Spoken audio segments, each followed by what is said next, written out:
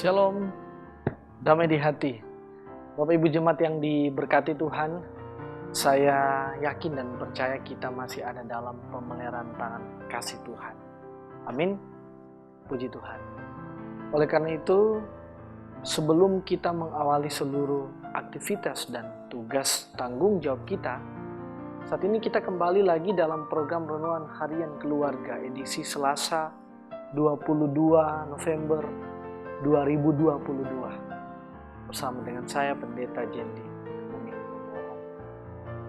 Itu sebelum kita membaca firman Tuhan, mari kita satu dalam doa, kita berdoa. Kami mengucap syukur Tuhan buat kasih penyertaan-Mu dalam kehidupan kami. Kami berikan lagi kesempatan dalam satu program Renungan Harian Keluarga di tanggal 22 bulan yang ke-11 tahun 2022 ini.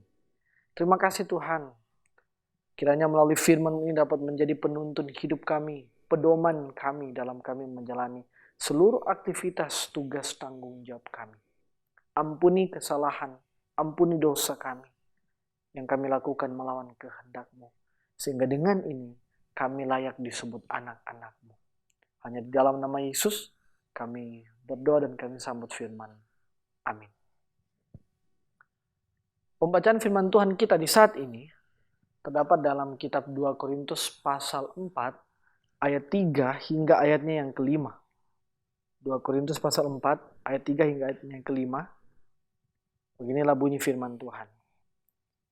Jika Injil yang kami beritakan masih tertutup juga, maka ia tertutup untuk mereka yang akan binasa, yaitu orang-orang yang tidak percaya, yang pikirannya telah dibutakan oleh ilah zaman ini, sehingga mereka tidak melihat cahaya Injil tentang kemuliaan Kristus, yang adalah gambaran Allah. Sebab bukan diri kami yang kami beritakan, tetapi Yesus Kristus sebagai Tuhan, dan diri kami sebagai hamba-Mu karena kehendak Yesus. Demikian pembacaan firman Tuhan. Yang berbahagia ialah kita yang dengan setia membaca, merenungkan, serta mewujud nyatakan apa yang Tuhan firmankan dalam kehidupan kita setiap hari. Amin. Tema perenungan kita di saat ini, jadilah kehendak-Mu. Bapak Ibu Saudaraku, segala puji syukur kita panjatkan kepada Tuhan karena kasih penyertanya dalam hidup kita. Kita diberikan lagi kesempatan di tanggal yang cantik ini. Tanggal 22 bulan 11 2022. Jadi bersyukur. Tapi juga kita bersyukur kepada Tuhan yang telah melihat kemuliaan Allah melalui Kristus Yesus Tuhan kita. Yang telah menyatakan terangnya bercahaya dalam kegelapan yang membinasakan.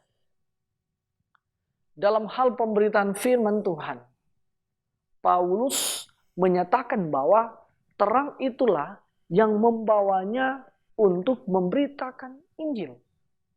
Dalam pengalaman Paulus dalam memberitakan Injil, ternyata ada yang menerima tetapi ada juga yang menolak. Maka saudara, Paulus di sini memberi tanggapan terhadap pemberitaan Injil yang telah disampaikannya. Ayat 3, dia katakan, untuk mereka yang akan binasa, Injil yang diberitakan tersembunyi atau tidak membawa hasil. Saudaraku, Kristus datang untuk menyelamatkan yang hilang. Yang dikatakan di Matius 18 ayat 11. Dan Injil Kristus dikirimkan untuk menyelamatkan orang-orang seperti itu. Jika Injil tidak menemukan dan menyelamatkan mereka, mereka akan terhilang untuk selamanya. Mereka tidak bisa mengharapkan apapun untuk menyelamatkan mereka. Sebab tidak ada cara atau sarana lain yang mampu memberikan keselamatan. Saudaraku, oleh sebab itu, tersembunyinya Injil dari jiwa-jiwa merupakan bukti sekaligus penyebab kebinasaan mereka. Mereka berada di bawah pengaruh dan kuasa iblis yang ayat 4 disebut ilah zaman ini. Dan di tempat lain disebut penguasa dunia. Karena ia memiliki kepentingan yang sangat besar di dunia ini. Mendapat penghormatan dari sangat banyak orang di dunia ini. Serta punya pengaruh besar dengan seizin ilahi. Atau atas dunia ini, atas hati para pengikutnya. Atau lebih tepat, para budaknya. Saudara, sama seperti dia adalah penghulu dunia yang gelap dan penguasa kegelapan dunia ini. Demikian jugalah ia membuat gelap pemahaman manusia, meningkatkan prasangka mereka dan mendukung kepentingannya dengan menahan mereka dalam kegelapan. Ia juga membutakan pikiran mereka dengan ketidaktahuan, kekeliruan, dan prasangka, supaya mereka tidak dapat melihat cahaya Injil tentang kemuliaan Kristus yang adalah gambaran Allah. Bapak Ibu jemaat yang diberkati Tuhan, selubung yang menutup mata rohani tidak hanya kepada orang yang tidak percaya, tetapi dapat juga menyelubungi orang yang telah menyatakan dirinya Kristen. Hedonisme, cintakan uang, konsumerisme, egois, mementingkan diri sendiri, ketamakan, nafsu duniawi, dan masih banyak lagi sikap-sikap yang dipengaruhi oleh ilah-ilah zaman ini yang dapat membutakan mata rohani kita. Bapak Ibu Saudara, sebagai keluarga Kristen, kita harus melihat bahwa segala sesuatu yang kita nikmati dan rasakan, apakah itu kekuatan, kesehatan, dan berkat, bahkan pergumulan, adalah karena kehendak Tuhan. Karena itu, janganlah berbuat jahat supaya berkat Tuhan Allah tetap mengalir dalam keluarga kita. Mintalah dan agungkanlah Tuhan Allah dalam Yesus Kristus, supaya kehendaknya yang jadi, bukan kehendak kita. Tinggalkanlah Tuhan Allah, maka segala hormat dan kemuliaan pasti dinyatakannya kepada kita selaku keluarga Kristus. Amatilah, rencana Kristus melalui Injilnya adalah untuk mengungkapkan Allah dengan segala kemuliaan kepada akal budi manusia. Jadi, sebagai gambaran Allah, ia memperagakan kuasa dan hikmat Allah, serta kasih karunia dan kemurahan Allah bagi keselamatan manusia. Namun, saudara, rencana iblis adalah memastikan agar manusia tetap tidak tahu apabila ia tidak mampu menjauhkan terang Injil dari dunia. Maka ia akan berusaha keras menjauhkannya dari hati manusia. Ketulusan dan kejujuran mereka dibuktikan. Ayat yang kelima, mereka giat memberitakan Kristus dan bukan diri mereka sendiri. Diri sendiri bukanlah pokok ataupun tujuan dari pemberitaan para rasul. Saudara, mereka tidak menyampaikan gagasan dan pendapat pribadi ataupun kerinduan mendalam dan prasangka mereka sebagai firman dan kehendak Allah. Mereka juga tidak berusaha memajukan kepentingan duniawi mereka atau mencari kemuliaan bagi diri sendiri. Sebaliknya, mereka memberitakan Yesus Kristus sebagai Tuhan. Dan itulah yang pantas dan wajib kita lakukan sebagai para hamba Kristus. Tugas kita adalah memperkenalkan guru kita kepada dunia sebagai Mesias atau Kristus yang datang dari Allah. Serta sebagai Yesus satu-satunya juru selamat manusia dan Tuhan yang sesungguhnya. Kita juga bertugas meninggikan kehormatan dan kemuliaannya. Perhatikanlah saudara, seluruh ajaran kekristenan berpusat pada Kristus. Dalam memberitakan Kristus, kita menyampaikan semua yang harus kita beritakan mengenai diri kami. Kata Rasul Paulus, kami memberitakan atau menyatakan bahwa kami adalah hamba-Mu. Karena kehendak Yesus ini bukanlah sebuah pujian, melainkan pengakuan tulus perihal kesediaan untuk melakukan hal yang baik bagi jiwa-jiwa mereka untuk memajukan kepentingan rohani mereka yang kekal. Hal itulah adalah karena kehendak Kristus, bukan demi kepentingan atau keuntungan diri sendiri, melainkan karena kehendak Kristus, supaya kita dapat menerima teladannya yang agung dan meninggikan kemuliaannya. Perhatikanlah, para pelayan tidak boleh sombong.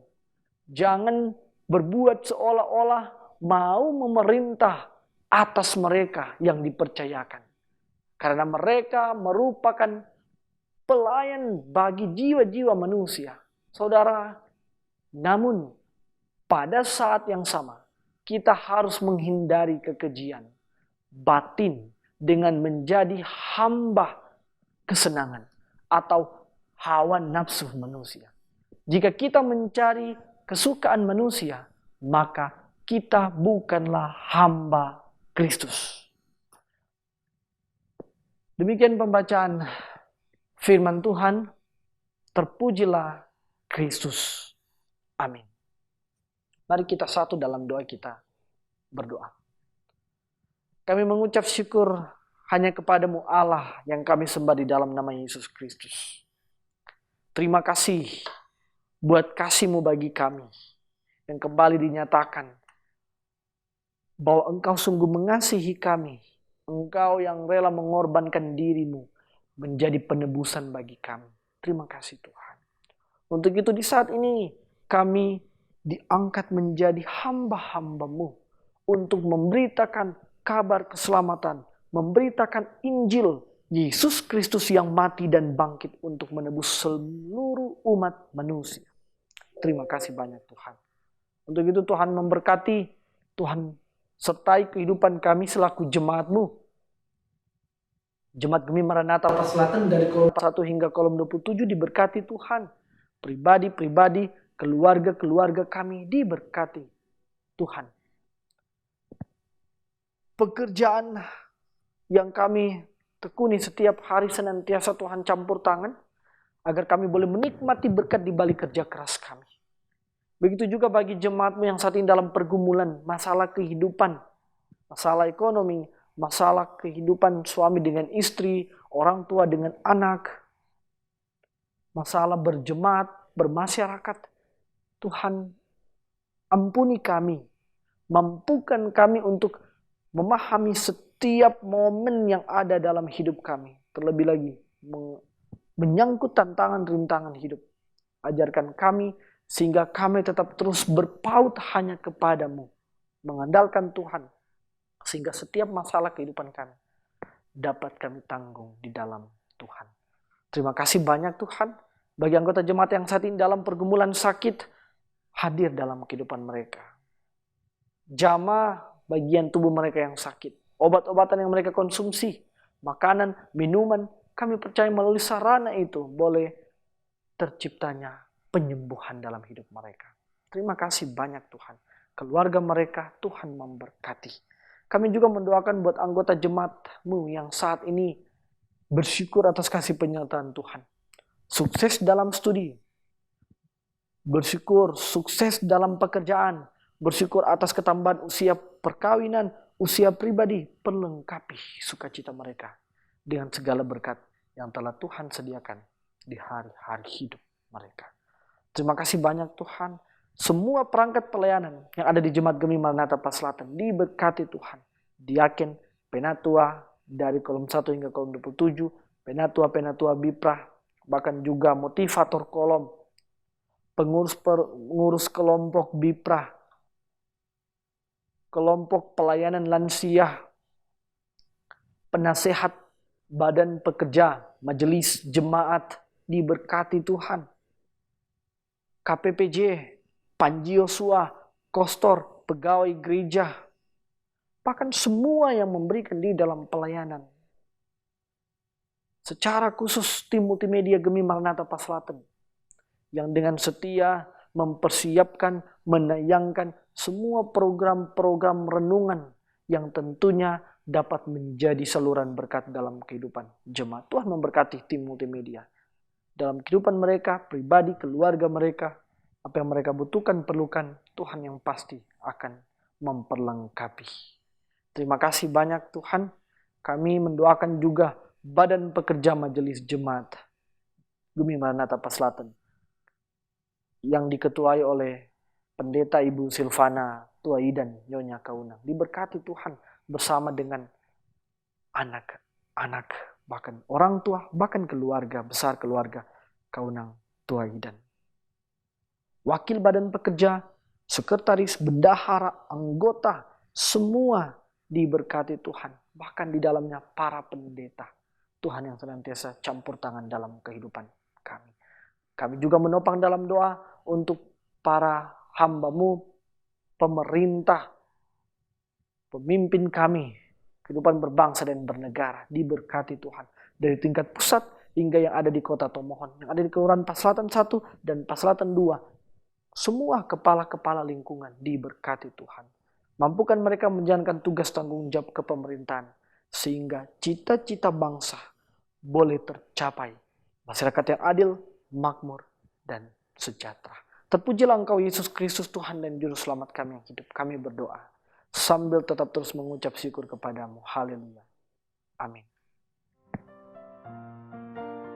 Bapak Ibu Saudara jemaat kekasih-kekasih Tuhan Yesus, saya mengamini kita semua yang boleh mengikuti program renungan harian keluarga di saat ini pasti diberkati. Puji Tuhan. Selamat melanjutkan pelayanan dalam tugas dan tanggung jawab yang telah Tuhan percayakan kepada kita untuk menjadi alat kesaksian di tengah-tengah keluarga, jemaat, dan masyarakat. Mari kita like, komen, dan ikut terus channel YouTube Gemi Maranatha Pas Selatan yang menyiarkan program-program pelayanan yang tentunya dapat menjadi berkat dalam kehidupan kita dan sesama kita. Tuhan Yesus memberkati. Shalom, Soli Deo Gloria.